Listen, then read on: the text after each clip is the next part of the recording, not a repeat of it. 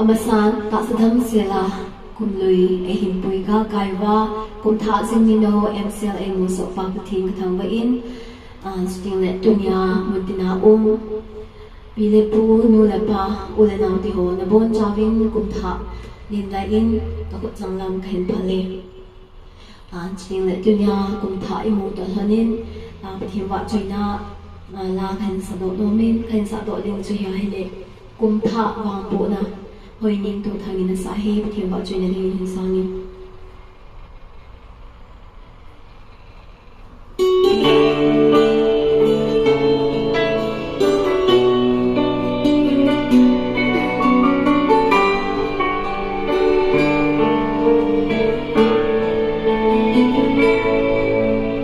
Hãy subscribe cho kênh Ghiền Mì Gõ để không bỏ lỡ